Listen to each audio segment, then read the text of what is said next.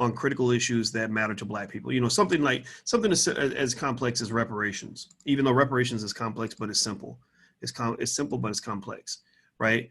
You know, would they go find a stripper, rapper slash prostitute to discuss complex issues in any other community? Would they go, if they want to go speak to someone that represents the Jewish community? Give me a yes or no in the chat. Would they go and find a stripper slash rapper slash prostitute to discuss issues for the Jewish community, to represent the Jewish community? I don't think that they would. I don't think that they would. This does not in any way impede on Cardi B's right to be Cardi B. I mean, Cardi B is who she is, you know, and I actually even disagree with some of my friends who think that, you know, who think she's a terrible rapper. I don't think she's a terrible rapper. I think that she's a talented rapper. I just think that, you know, that what she does, I'm not into promoting strippers, you know, to children and hookers to children in a world where Black girls are being sex trafficked on a regular basis. I'm not a fan of sexualizing young Black girls at an early age, which is what music and media does. Music and media studies show, according to most scientists, that music and media plays a part in shaping your culture. So I want you guys to give me a yes or no. Do you feel, give me a yes or no in the chat. Do you feel that Cardi B represents you? Do you feel that Cardi B is an adequate representative for Black people, you know, for the Black community, you know, stuff like that? Give me a yes or no in the chat. I'd be curious to get your thoughts on it.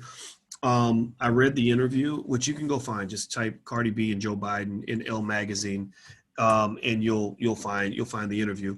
It was really interesting. You know, I felt like Cardi did what she could to represent herself well. She asked a lot of questions that I figured she would ask. They were very much, she's not a person that really goes off script and things like this. You know, like I think that they told her what talking points she had to hit, what issues that she was supposed to discuss, and she stuck to those issues. And I give her credit, you know, for presenting herself and her family in a way that was fine. I don't have any issue. Like, I think that if she were representing rappers, she would be a decent representative to a point, right? Even though a lot of rappers don't agree with what she does. If she were representing strippers, she could do a great job. She's a great spokesperson for the stripper community. If she's representing prostitutes, which again, if you go listen to her lyrics, you know, I'm not like a lot of people. I don't really just listen to a song just for the beat. I actually listen to the message. Like, what are you actually saying? So there's plenty of songs where, you know, she will basically say, you know, if you have money, then you can have sex with me, or give your sex to a man who can afford it, who can pay for it, right? And I think that those are very dangerous messages, because you can't disconnect those messages from what is being, you know, done in our community in terms of what's happening to little girls in the community. I mean, little girls are getting kidnapped and raped and murdered and sold into sex slavery. So this is very real, right? You know, when R. Kelly is going through, you know, the middle school playground, picking up little girls, he doesn't have to kidnap anybody. He doesn't have to, throw them in the back of a van and drive off. He finds little girls who have been sexualized early by media, music, by their friends, maybe even by their own family. Some of their own parents are so screwed up that they'll sell their children to an R. Kelly to get a record deal. And then next thing you know, he's off with their child. And then what happens is, and this ends up bothering me, is that we will then turn around and say, you know, look at what you're doing to our Black girls. Look at black men, look at what you're doing to Black. And I'm like, I'm a Black man. I have daughters. I don't do that to Black girls. I don't believe in that. I don't support that on any level. In fact, I speak against it, and I speak against you. It's like if somebody is obese and dying from diabetes, and they say, you know, it's your fault because you fed me all this unhealthy food.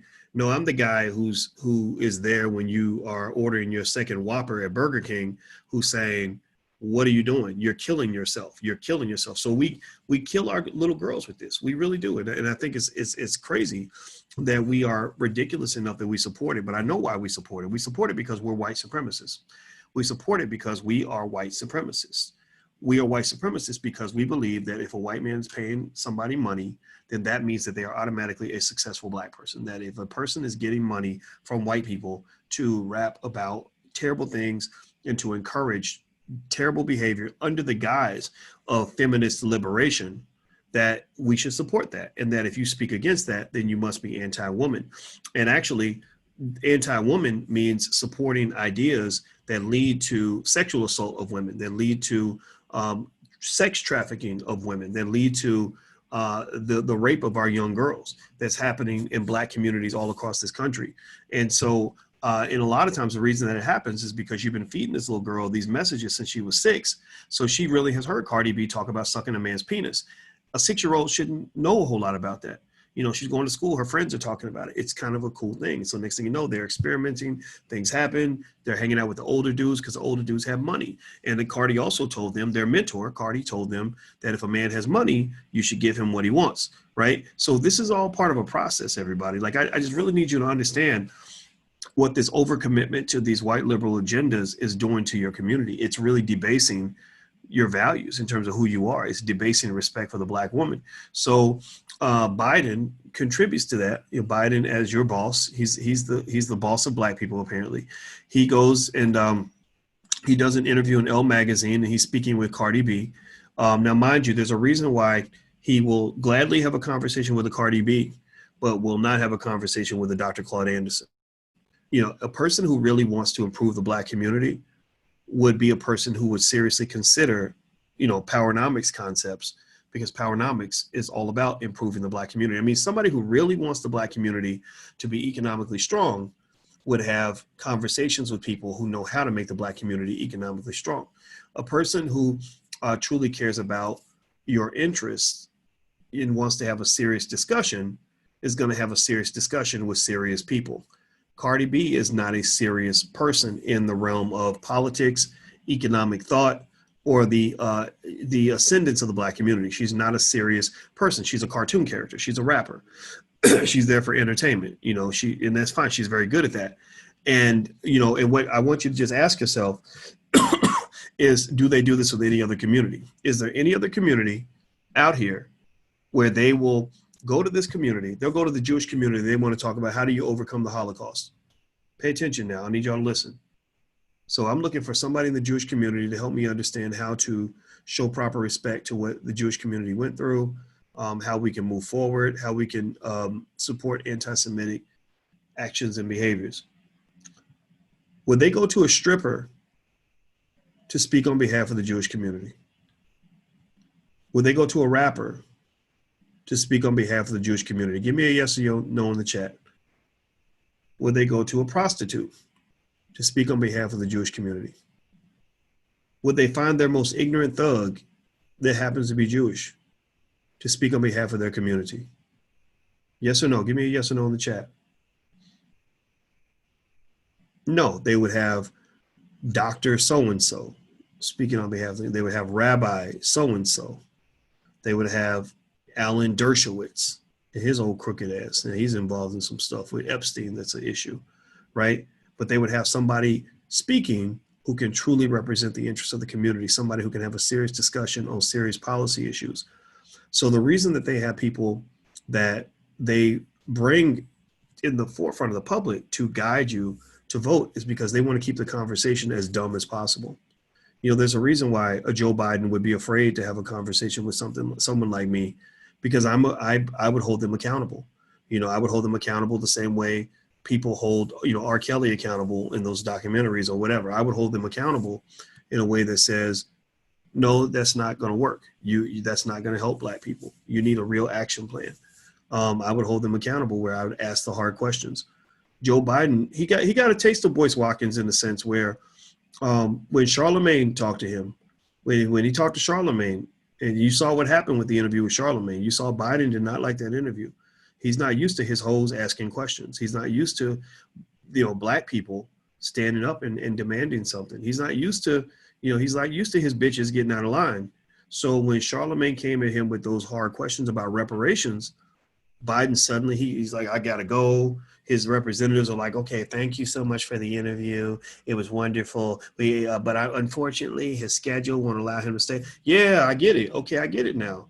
When Black people start coming at you with real stuff, you can't have that conversation. You gotta go. You're like, well, why can't we go talk to Cardi B instead, who's gonna play this game with us, right?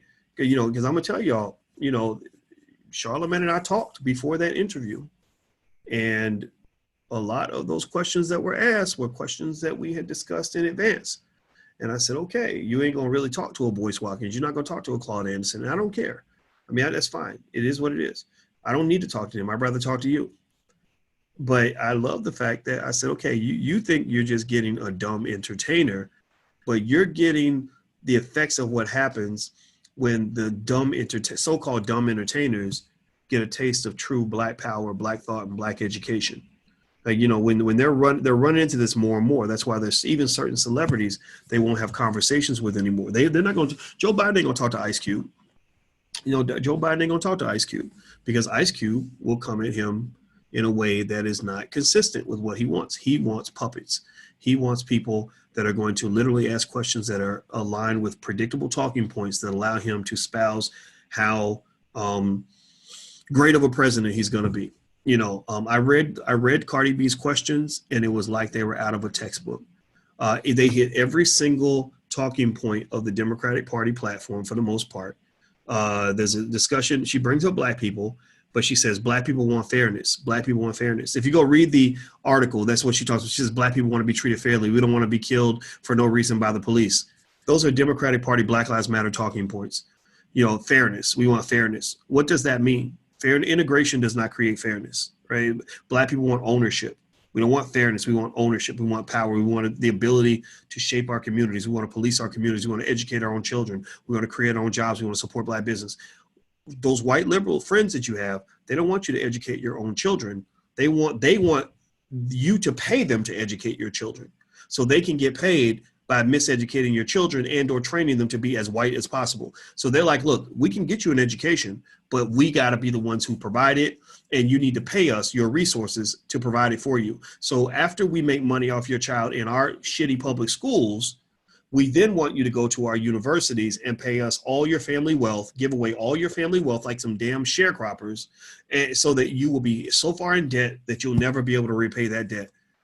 Does anybody understand? Please give me a yes or no if you understand how simple the blueprint of Black enslavement is and how it's perpetuated throughout the society. Give me a yes or no in the chat if you understand anything that I'm explaining to you right now.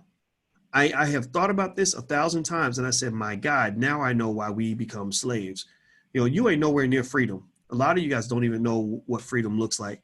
And of course, Cardi spends plenty of time ranting about how terrible Trump is, another Democratic Party talking point.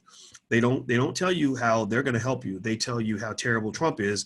What they're doing is they're triggering Black fear so that they can get your support by default, right? They're triggering you away from Trump so that you'll run into their arms. It's an old tactic. They've always used this. They do this on a regular basis. What else did Cardi talk about? She talked about, you know, how hard it is to be a mom and how there needs to be support for moms. That's, again, another Democratic Party talking point, right? It aligns with feminism, which is fine. No judgment. We should support our moms. We know this. In the Black community, we love our Black mamas. We love Black women. Those of us who got some damn sense love Black women, right? And we know, and our mamas, many of our mamas were the rocks in our households. My grandma, my mother, my sister, my daughter, my fiance, I'd be nothing without them, right? So we get all that, right? But then she talks about, let's see, what else did she bring up? Let me see. I remember Black people, moms, Trump. There's a lot of complaining about Trump in the interview. Let me see. I got it right here in front of me. Hit the thumbs up button, please. If you haven't done it, please hit the thumbs up button. I'm going to read some more questions. Yeah. So she starts off by saying, oh, snap. Is this real? Hi, Biden. How are you? And then he answers the question. I'm not going to read much on his answers. I'm really analyzing her questions. She says, I have a whole list of things I want our next president to do for us. But first, I want Trump out. His mouth gets us in trouble so much. I don't want to be lied to. We're dealing with a pandemic right now, and I just want answers. I want to know when this will be over. I want to go back to my job. She doesn't want to go back to her. She doesn't have a job. She's a famous rapper. But I don't want someone to lie to me and tell me that it's okay not to wear a mask, that everything is going to be better. I want a president to tell me what steps are for us are better. This is why it's taking so long. This is why other countries are doing better than ours. Tell me the truth, the hardcore truth. And also, well, really, if she wants the hardcore truth, she would find that actually it was the Democrats who really actually pushed forth the idea of you losing your job over the crisis. The Democrats have politicized the COVID situation to the point where, if you pay attention, the media does not actually give you specific numbers on the number of people that are actually dying, or they don't tell you that an MIT professor actually said that the odds of dying from COVID on an airplane are 1 in 4,000. That means if there's 4,000 people in a building, one person will die, the other 3,999 will live. So what that means, and this is me just giving you facts. I know some people are so emotional that facts bother them, but I'm just giving you facts and data. You have a 99.999% chance of not dying of COVID, right? So if the reason Alicia and I will leave the house and go get on planes and travel is because we are okay with a 99.999% chance of survival. It doesn't mean that you don't have that 0.0001% chance, or that 1/20th of out of 1/20th of 1% or whatever that's out there. But, there are Black people who go to work every day in neighborhoods where there's literally, it may be a 1% chance that maybe you'll be a victim of gun violence that day. There are places like that in Chicago. There are soldiers who go to war where there's sometimes maybe a 10% chance they may not come back, right? So I'm not sitting here saying that this is not real. I'm saying that the Democrats, just if you want my straightforward analysis, they have really grabbed the COVID thing and made it into an industry. CNN has a whole podcast that they make millions of dollars from that's all about COVID. And what they're concerned about now is that the headlines no longer scare people. People are kind of like, yeah, another so many thousands of people caught it, but most of those people don't die. 99% of them, about 98.5% of the people that catch it don't die. And the ones that do die, again, it's about 1 in 4,000, 1 in 3,000, depending on which study you look at. So if she wants the hardcore truth, I'm saying this because Cardi says she wants the hardcore truth. So those who want the hardcore truth should understand that the Democrats have basically got to the point where wealthy Democrats, they have a lot of money in the bank, who are not going to miss their paycheck, who are getting paid, are basically telling poor people who are struggling, don't leave the house, stay home, etc. I bet you this, mark my words, after the election, all this is going to magically vanish. After the election, you won't hear any more talk of it anymore. I guarantee it. Unless Trump wins, then I guess, there'll be something else. But that's what it is. So she says, I also want free Medicare. Again, that's another talking point. Cardi herself doesn't want free Medicare, but maybe she wants it for other people. So I'm not hating on that. It's important to have free healthcare because look at what's happening now. Of course, I think we need free college. Again, she's going down the talking points. Like someone gave her a list of talking points to hit so she could accentuate the Democratic Party platform, right? And I think that's okay. Like she's doing her job, but I think that me doing my job means I have to be the person who tries to bring some intelligence into the conversation. I have to be the person that brings critical analysis into the discussion because that's my job. If her job is to rap and to strip and whatever, my job is to bring critical analysis and sometimes to be the asshole in the room that says, okay, let's go a little deeper into this. Let's really talk about solving the problem. Because if you go back and you look at all the presidential campaigns of the last 40 years, you're gonna kind of hear the same conversation. And so Black people kind of get included sort of subtly, but there's never really any sort of significant effort to really actually solve the problem. I'm here to solve the problem. That's what I do. So it says here, she says, I want Black people to stop getting killed and no justice for it. I'm tired of it. I just want laws that are fair to Black citizens, that are fair for cops too. If you kill somebody who doesn't have a weapon on them, you go to jail. You know what? If I kill somebody, I got to go to jail. You got to go to jail too. That's what I want. That's a great point, right? We know what's going on with cops that behave pretty much like a street gang that kind of do the wrong thing. Now, here's why Cardi said this point about, I want laws that are fair for Black citizens and that are fair for cops too. This is a very important point. The reason that they told Cardi to say this, this is not just coming off the dome for Cardi. Cardi has a reputation of speaking off the dome, and that's when she went and admitted like she used to drug men and rape them and kill them, or still not kill them, but steal their money or whatever, right? So Cardi wasn't speaking off the dome on this. They knew that they wanted to make sure she was managed in this.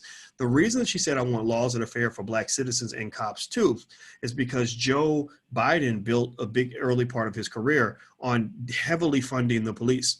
In his 1994 crime bill that he wrote, he actually wrote in the bill billions of dollars that would go to hire 100,000 new police officers in America. So when you talk about defunding the police, you're defunding funds that Joe Biden himself push forward with the cops. So with politicians, they have to balance both sides of the equation. So they're trying to get support from black people and support from the police. So that's why she threw in that comment about the police also. I doubt that Cardi B is a big fan of the cops, because if the cops were really on it, they would probably investigate her claim that she used to drug men and rob them and have them raped and stuff like that, right? But that gets a pass. It doesn't get the Bill Cosby treatment, because Bill Cosby, which, by the way, I forgot to mention this, when I talked to Kanye West the other day, Kanye specifically went out of his way to tell me that NBC needs to apologize to Bill Cosby. He said before Nick Cannon, he said Nick Cannon was out here last week and Nick Cannon had to apologize. He said before Nick Cannon apologizes,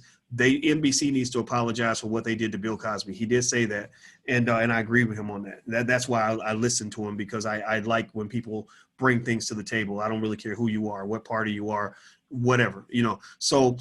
So let's go back. Let's look at this a little bit. Somebody said you're not educated on COVID. Actually, I study COVID extensively, probably more than you do. So I'm actually overly educated, which is why I'm not capable of being as stupid as they want people to be. So if all your education comes from what you see in media, I can tell you right there that you're missing like 99% of the conversation. I listen to the scientists, the doctors that agree, the doctors that disagree. I talk to my doctor. I talk to my sister who's a doctor. I do research. I've read stuff from medical journals. I've looked at C-SPAN. I've read things online. I checked CDC data, World Health Organization.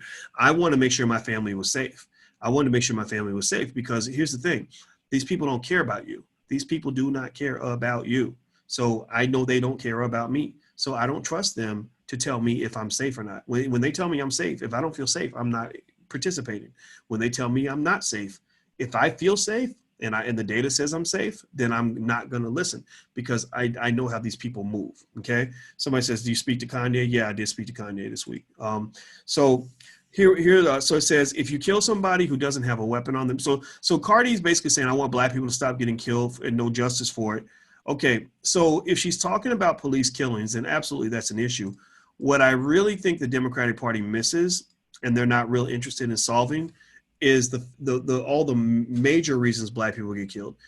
If you were to really look at the number of black folks that were killed by cops and compare that to the number of black people who were killed in the hood from just the crazy crime, like in Chicago, those numbers don't even compare. It's not even close. If you look at the number of black people that die from things like heart disease, diabetes, Lizzo diseases. I call them Lizzo diseases because when I actually spoke out against, media companies promoting obesity by using Lizzo as kind of this black mammy Jezebel figure, in public, that white feminists love. White feminists love when black women degrade themselves.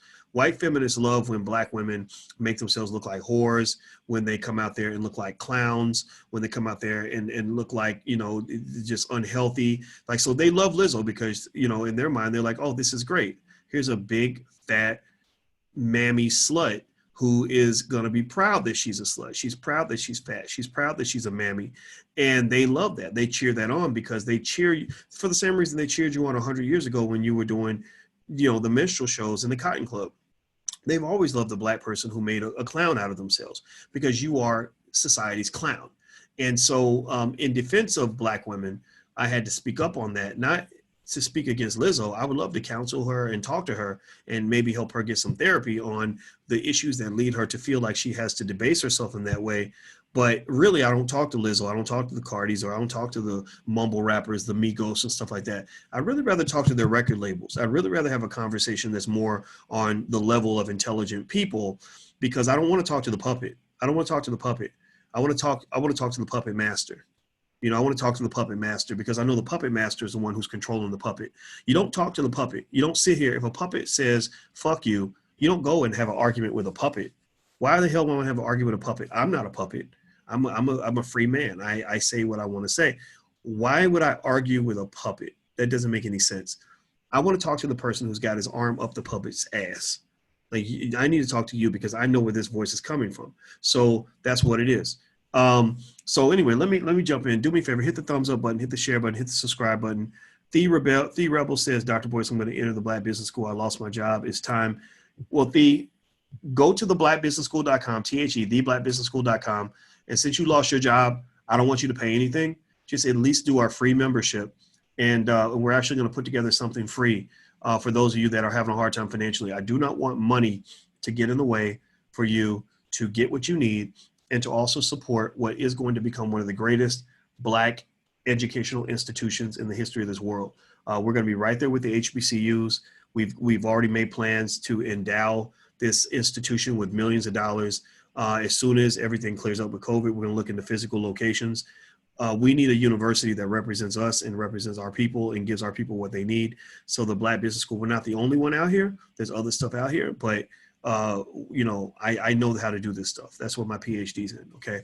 So do me a favor, hit the thumbs up button, hit the share button, hit the subscribe button. And also don't forget, we're also building a Black movie industry. So we're doing multiple things. We have Boyce Watkins films. Our films have been seen by millions of people. And so we're doing Black movie night on Thursday. That's Thursday at 8 p.m.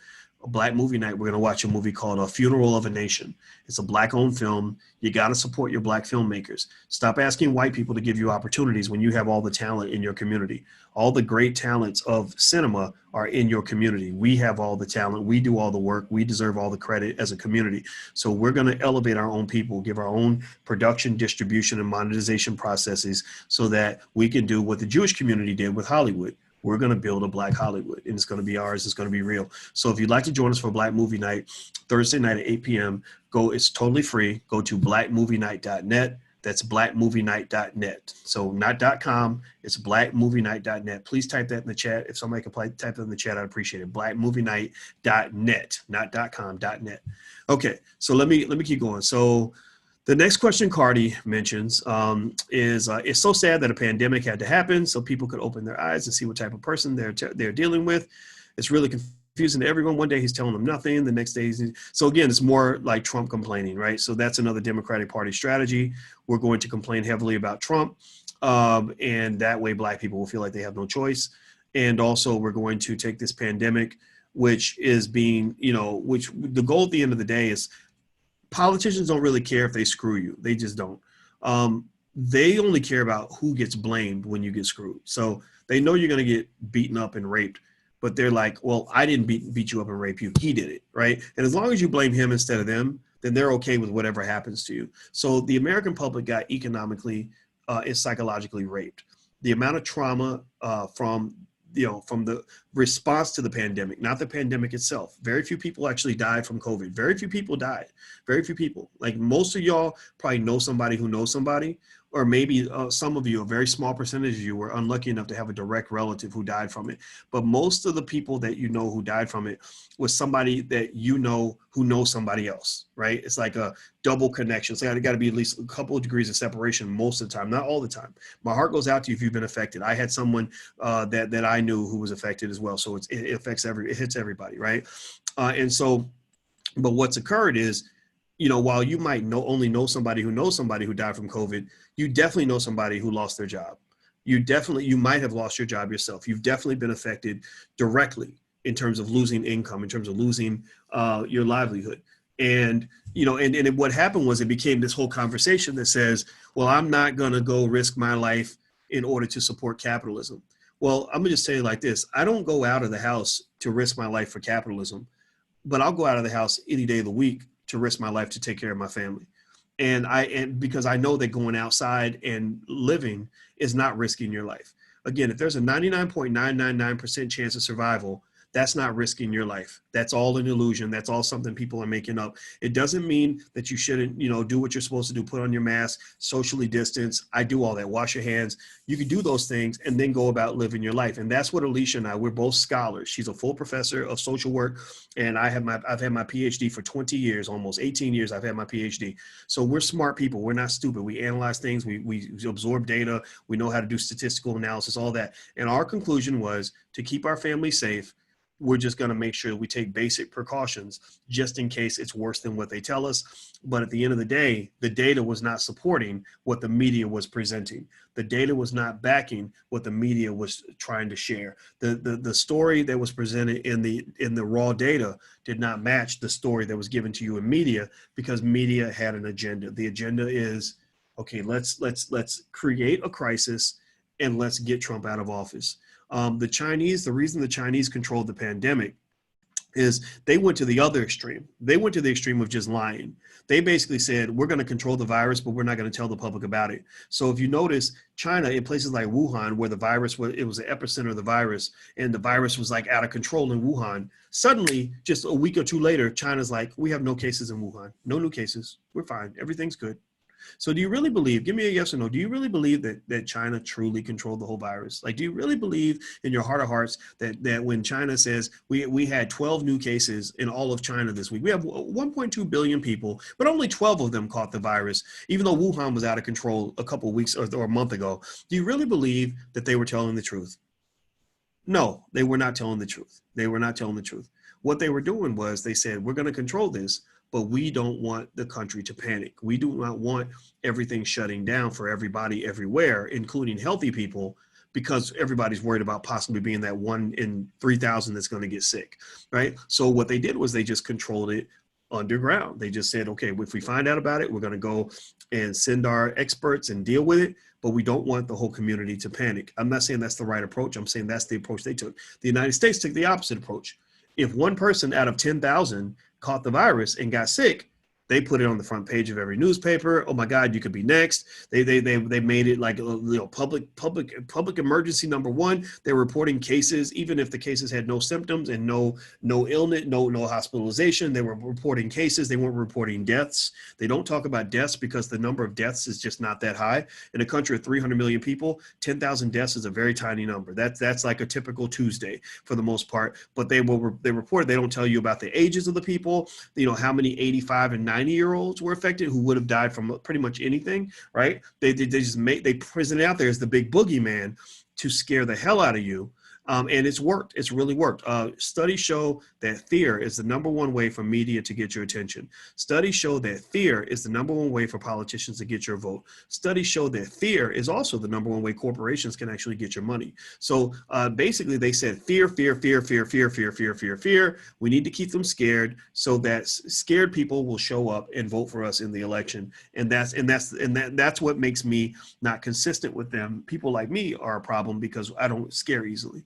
I'm a black man. There's a lot of stuff I could be scared of. I just choose not to be afraid, right? So what else? Let me go back and finish up on this Cardi B thing. So she talks about Medicare and free college. Again, another Democratic Party talking point. And this one here is childcare. She talks about, childcare, being a mom, stuff like that, which again, that's a pretty much a feminist talking point. And she says, and I feel like black people, we're not asking for sympathy. We're not asking for charity. We're just asking for equality. Equality is a buzz term. Equality, fairness, and justice. Those are buzz terms that have been used as dog whistles for black people since the civil rights movement and even before. Those are dog whistle terms because equality, fairness, and justice just don't exist in America for black people.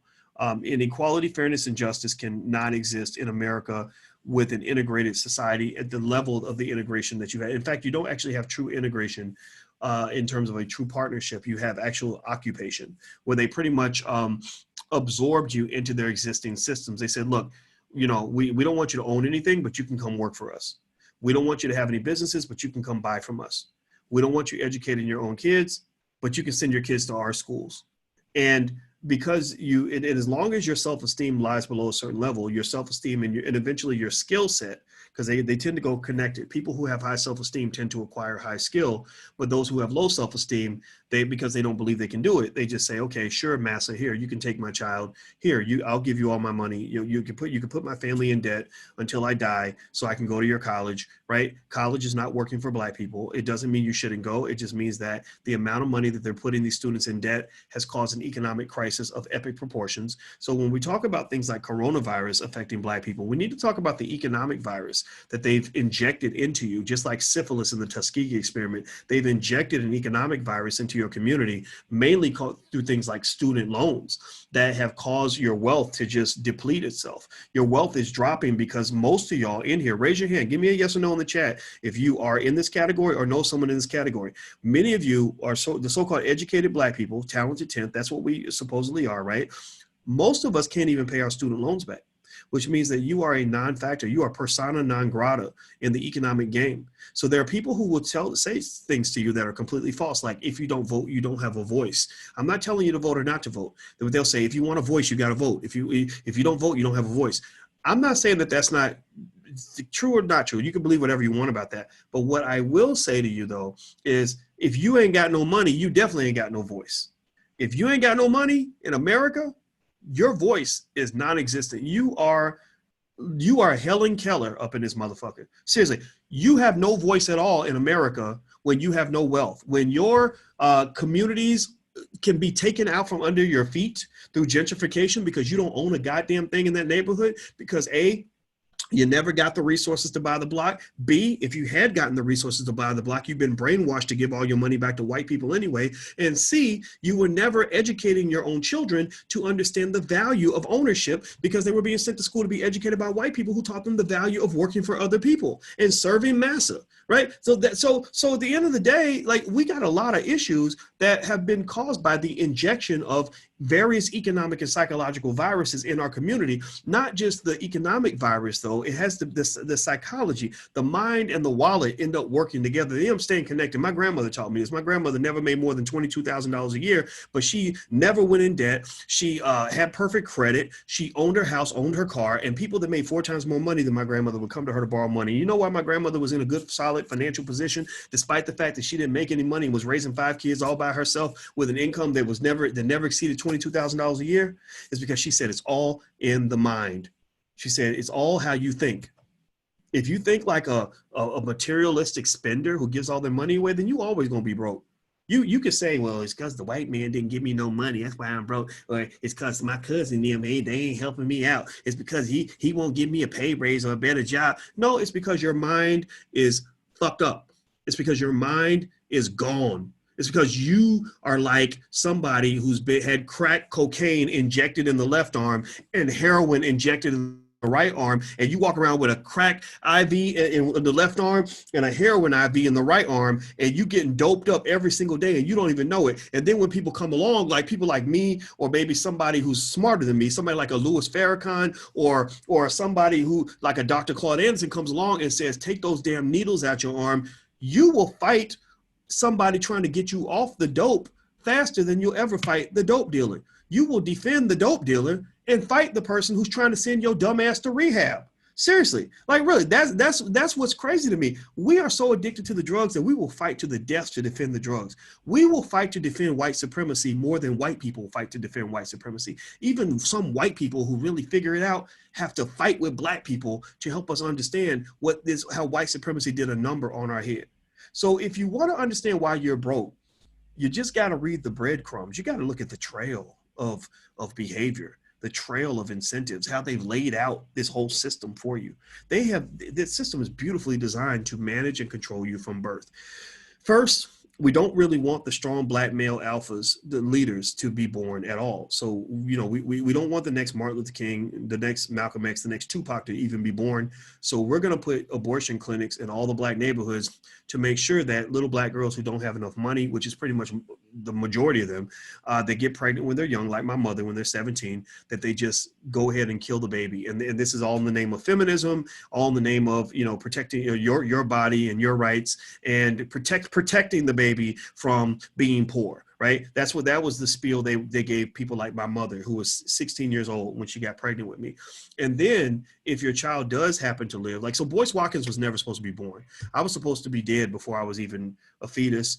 And I was also supposed to be either uneducated, killed, or put in prison by the time I hit adulthood. I certainly was not supposed to be the man that I am now. So I am an anomaly. In their mind, I am a virus. I am something that needs to be exterminated because they don't want a bunch of black people running around thinking and talking like me. So because their system doesn't work when people think the way I do, because I don't fall for that stuff, right? So here's the thing. So if we can't abort the little baby, the little Negro before he's born, then if he is born, what we're going to do is we're going to, first of all, make sure that all the black people are kept together in these neighborhoods where, there are no opportunities, right? So the only options for his mother might be to sling a little crack or whatever to make some money a lot of times, right? And then also we're going to have the mother send him to us to educate him to a re-education propaganda camp called a public school. And we're going to spend the whole time not teaching him the things he needs to know, but teaching him how wonderful white people are, and also teaching him how that the best success he can ever have is to come work for a white person. And so we're going to do that for many, many years. So maybe he'll, by a certain age, he'll get a little frustrated. Maybe he'll get into sports and rapping or street life, but he's never really going to try to become a scholar or thinker or somebody who's really going to actually accomplish anything. He's going to be under our control. And even if he does become smart, he'll still be under our control because he'll just be a smart black person working for white people. So then if he is smart enough, if he is one of those kids that gets a proper education where he's been Eurocentrized in a lot of ways, he knows nothing about black history, but he knows everything about white history. He doesn't even know that Marcus Garvey's birthday is today, August 17th, but he does know, Abraham Lincoln's birthday. He does know about the founding fathers. He does know about Europe, right? He knows nothing about Africa, but he knows everything about Europe. He's one of us. He's become an excellent tool for white supremacy, because white supremacy works best when you put a black face on it, because that's how you sneak under the radar, right? And then so he graduates from high school. He's a successful Negro. He thinks he is. And so then you say, well, then now you got to go to college. Now, is he going to go to a university or an institution that's really truly run by black people, where the money is going to go to fund the black community? No, he's going to go to a white university run by white people, teaching more Eurocentric education, and we're going to keep all the money. So all the money. So he's going to come in here and he's going to sign a document called a student loan paper, and we're going to loan him about $250,000. Now, we won't loan him $20,000 to start a business in his community, but we'll loan him $250,000 to go in debt to get an English literature degree so he can learn how to be whiter and broker than he was before. So he goes to college and he's feeling very successful. He's mighty proud. He's a proud Negro because he's gotten out of the hood, which right there is another trap, right? We've trained him to want to leave the hood as opposed to stay in the hood. We trained him to want to get away from black people as opposed to getting closer to black people. We trained him that his power will exist outside of his community as opposed to other communities who understand their power isn't sticking together. So then he goes to college for 4 years and then he graduates, and we promised him all these wonderful opportunities, all these great degrees, because all the corporations claim that they believe in diversity and fairness and equality, all these other trigger buzzwords that they feed black people, that they've been feeding us since the civil rights movement, words that don't really exist in real life, but we're going to keep feeding him the Disneyland fairy tale of freedom, equality, and justice, this stuff that has never happened in this country. And then he's going to go work for a white person. So he thinks that's a win for him when really it's a win for us, right? He thinks it's power for him when really it's more power for us. Basically, what we've got this person to do, one of the most intelligent, talented black people in the black community, we've convinced him to, first of all, we've been making money off him since birth through the public school system. We're going to make $250,000 off of him from going to college because he's going to have all this debt. We've now got a new soldier for white supremacy. We got him to come and work for our corporation. In the meantime, never once did we ever teach him anything about his people, the greatness of being black. We never taught him that, because that's his community's job. If they're not doing it and they don't give a shit about him, then why should we? We never taught him about anything good about being black or Africa or any of that. We have also trained him. We have not at any point trained him on how to buy stock to become an owner in this country. We've never taught him how to buy real estate so he can actually own real estate, buildings, and how in commercial property, whatever the case may be. We've never taught him how to start his own business so that he can actually work for himself instead of working for us. And also he's in debt for life because he's got the student loans. So he leaves and he goes out to the corporate plantation. He's working for a white guy, and he's hustling for the next 40 years to try to repay the $250,000 in student loan debt, which he never repays. And also the whole time we're slowly eroding his health, because every day he comes to work for us in our company, in our environment, with our culture, surrounded by us, controlled by our resources. He's consistently reminded every single day that we are the ones in power. Every day he's reminded that we control all of this shit, and you are nothing but a pawn. You have no power in this society. So then what happens is the Democratic Party, they want to get a piece of the whole too, right? They want to get sloppy seconds on the whole too. So they like, well, we want to get some. All the homies going to get some, so I want to get some too. So the Democratic Party shows up and says, oh, are you stressed out? Oh, are you unhappy? Or are you sad because your cousin got shot in the hood? Or are you sad because you live in the suburbs and your neighbors mistreat you because you got away from your own people? Are you sad because you go to work and they're not treating you right? Well, just vote for us and we're going to make it better. right? And then you say, well, but that doesn't seem to make it better because I voted for you the last 4 times in a row and it didn't make anything better. But they say, well, what are you going to do, you little hoe? You going to go work? Are you going to go work for Trump? You going to go be a Republican? Like, what are you going to do? And so you're like, okay, well, I guess this is my only choice. So then you also put money in the pockets of the Democratic Party, who pretty much have, about the level of respect for you that all the corporations have that use you. I mean, you get used by a lot of different entities. You get used by the political parties. You get used by the corporations that suck money out of your community. Again, it starts in the mind. They've trained you to be a consumer since you were a child. They've trained you to be a Democrat since you were a child. They trained you to love white Jesus since you were a child. They've trained you to want to go give all your money to white universities since you were a child. They've trained you to give all your resources to public schools since you were a child, right? You're not necessarily paying the public schools, but when those little black boys and black girls are showing up at school every day, they get paid whether you get educated or not. That's why they want you in those schools. They don't want you there because they love you. They want you there because you pay their bills. And then if you go another route, whether you go left, right, or center, someone's waiting there to milk black people, right? So if you go the other direction, you become a thug and you get into street life and they end up finding a reason to lock you up because, the Joe Biden crime bill pretty much gives them a lot of ways to do that. Then they're making money from you in the prisons. That's why these little small redneck towns, they hate black people. They love prisons. They want the prisons in their town. Well, why do they want the prisons in their town? Is because they want black people to be there so they can participate in the society as free, partnership, equitable partnership individuals. No, they want you there because if they have inmates there, they get more political power and they get more money. They get to make more money. So everybody's making money off of you because you and your children have been trained to be nothing but motherfucking little hoes. That's what you've been trained to do. And I hate saying it like that. It sounds mean when I say it, but God damn it, somebody's got to say it in a way that's honest and real. We basically relate to Cardi B because Cardi's a prostitute and so are you. That's just the honest to God truth. I mean, as a community, we are trained to be used up by everybody else. And just like a hoe that gets used up, you end up drained at the end. You're tired, you're angry, and you're so upset you don't even know who to really get mad at. Like you're like shadow boxing. It's like when I got a fly in my office and I'm like, where is that thing? And you look crazy because you're swinging at the air because you're just mad and you have a reason to be mad, but you don't even know who to be mad at. You're like, I know they got a scheme. I know they got a plan. That's why black people are so suspicious. We should be because everybody's running game on you, but you don't know the conspiracy. There is a conspiracy, but you don't know how it works. So you'll be thinking that there's like white supremacy on a box of cereal. There's the conspiracy. It's right there. That's how they got me. That's why I'm broke. That's why I'm struggling. That's why I'm on dope. That's why my daddy's in jail. That's why I don't have any power. That's why I hate my job. It's because of that box of cereal. Like it makes you crazy. Racism makes you crazy.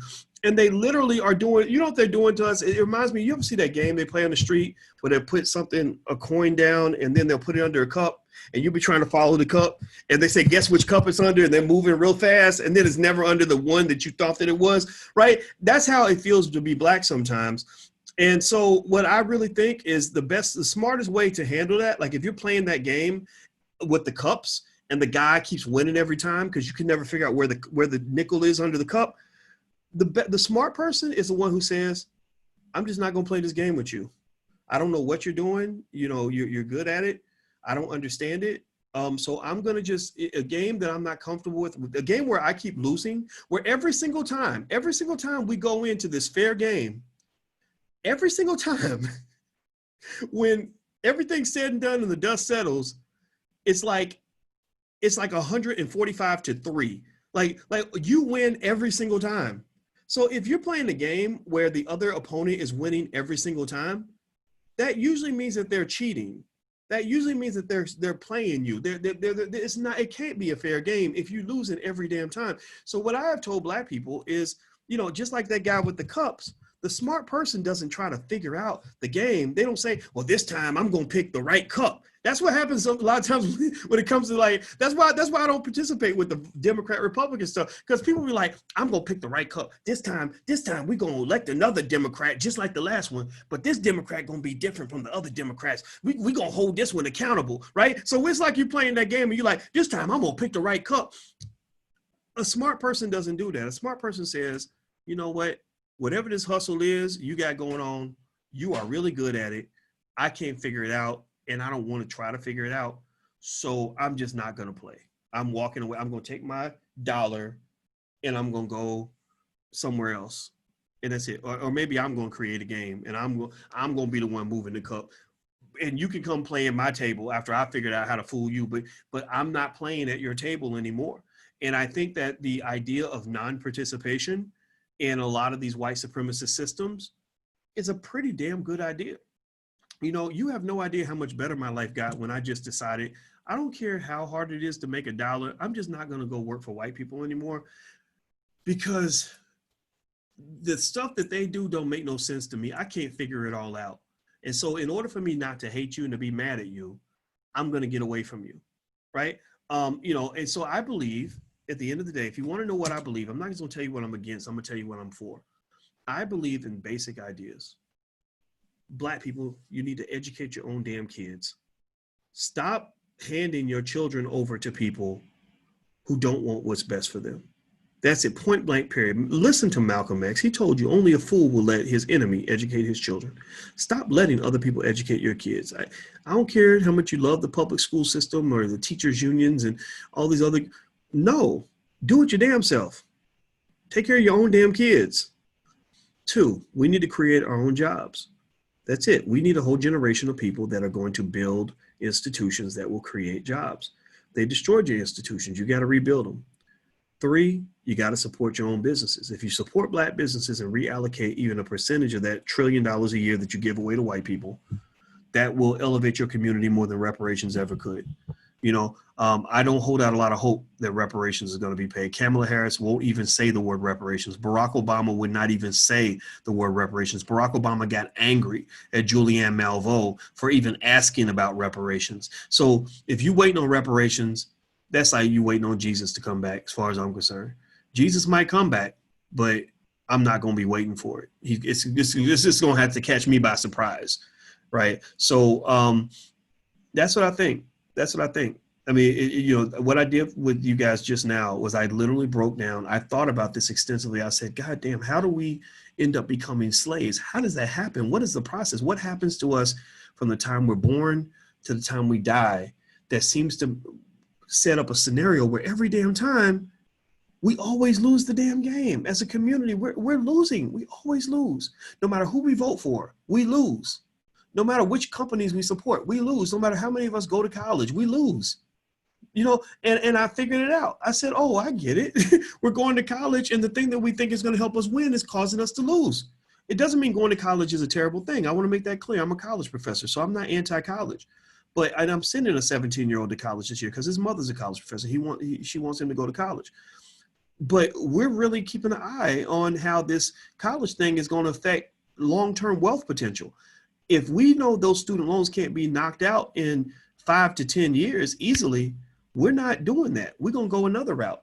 Or if we go get that college degree, oh, you can bet your ass we talking about also studying how to start a business. So you ain't got to go beg somebody for a damn job and humiliate yourself just so somebody can help you feed your family. You know, seriously, I mean, you know, and also you can bet your ass that we educate those kids. We tell them whether or not what they learned in school was bullshit. We say, look, go to school, learn what you're going to learn. When you come back, I'm going to tell you the real deal. They may believe it. Some of them they may not believe it. Some things require a certain amount of life experience for them to truly understand. But they hear me down here talking to you every single day. And that's where their education is going to come from. It's not going to come from the white guy down the street. No disrespect. If you're white and you're watching, I don't hate you. In fact, I'm an asset to you because I'm not a person who's going to be sitting up underneath you, begging you for things and then get mad at you when you don't deliver what I'm looking for. It's okay. I believe in independent Black men. I believe in independent Black women. I believe that we can do anything on our own that they claim they can do for us. Anything they can do, we can do better. We are the original man. We are the ones who survived those terrible slave dungeons for weeks at a time, being, you know, starved of food and water, having to live in your own feces. We're the ones who survived the Middle Passage, where almost half of the slaves died on the way over. We're the ones who survived 250 years of the most brutal slavery in the history of all mankind. We're the ones who survived 100 years of Jim Crow. We're the ones who survived 40 years of mass incarceration, still came out shining, right? We survived all of that. So you can't tell me that I need you for shit. I don't need you for nothing. I don't, don't get me wrong. I will sit with you. I will talk to you. I'm not threatened with a conversation with you. I'm not. If Biden called and wanted to have a conversation, I would have a conversation with his old senile ass. If Trump wanted to call and have a conversation with me, I would have a conversation with Trump. And what I would say to a Trump, if Trump says, hey, Dr. Boyce, I'd like to really do something for the black community, I would say, okay, show me the money. Write a check for 100 million, no strings attached, that allow me to go out and educate these children on economics and all the things that I know that they need to know, and nobody bothers me. Then I will tell the community what you did. I would do that. I would have a meeting with him. I would meet with, because I'm not a scared Negro who says, well, I'm not even going to talk to this person because I'm so committed to that person. Why are you in love with Joe Biden? He ain't in love with you. Why are you walking around like he's your damn boyfriend or something? He don't care about you. He cares about getting your vote. That's it.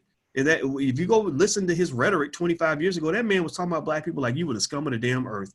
And the fact that you think that he is your best bet for freedom makes me feel sorry for you. It makes me believe that you need to listen to people like myself and Dr. Claude Anderson a little bit more, because we need to do therapy on you. It ain't even about, all the other stuff, the politics and the economics. You can vote for whoever you want. We need to do therapy on you because you need to regain your self-esteem. You need to regain your belief in yourself.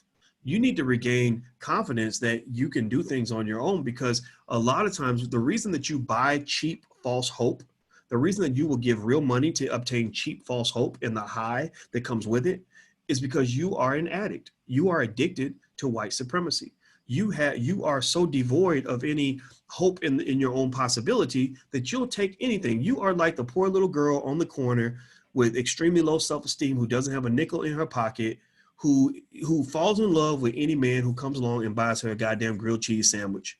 Like, seriously, that's what pimps look for. Pimps don't look for women with high self-esteem, who have big goals and dreams, who are empowered, who are supported by a community of people that love them, who are well protected. Pimps look for the little girl who feels like she has no other options and that she's going to be happy with anything he offers her. So at the end of the day, Joe Biden is not your president. He is your motherfucking pimp. And I'm sorry, I'm not telling you who not to vote for. Go vote. If you hate Trump that much and you really want to do it, just know I'm not going to judge you for it. But just know you need help, because he's not going to be your fucking solution. But then again, maybe you get that. Maybe you're not looking for him to be the solution. Well, then what is? Find a damn solution, and then we can have a conversation, because I don't have time to do the same thing that I've been asked to do for the last 25, 30 years that I have seen not work over and over and over again. I need something different. I need some solutions. I need us to pick up and move forward and get something done. That's all I have time for, period. Okay, guys. So thank you for listening. I'm going to go. Please have a good day. Do me a favor, please hit the thumbs up button, share, and subscribe button if you haven't done it yet. Please hit the thumbs up button right now if you haven't done it. Also, subscribe to drboycetv.com, the home for intelligent black people. And last but not least, if you want to learn more about investing for free and learn to buy your first share of stock, you can go to allblackeconomics.com. That's allblackeconomics.com. You can get a free copy of my book, It Takes a Village to Raise the Bar. That's a manifesto that lays out how I think and what I believe, and it's totally free. You can pick it up, allblackeconomics.com. And one more thing I forgot to mention is Thursday night, we're doing Black Movie Night. Black Movie Night, we're supporting black filmmakers because we are building a black movie industry. We're getting it done, and we're going to keep getting it done on an even bigger level. So we'd love to have your help. You don't have to pay any money. We just want you to pay attention to your own. So Black Movie Night is free. It's Thursday night, 8 p.m. You can register at blackmovienight.net. That's blackmovienight.net. Okay, guys, I'm out of here. Have a good day. Thank you for listening. And sorry for all the cussing, but I'm really lying if I apologize, because I'm probably going to do it again. So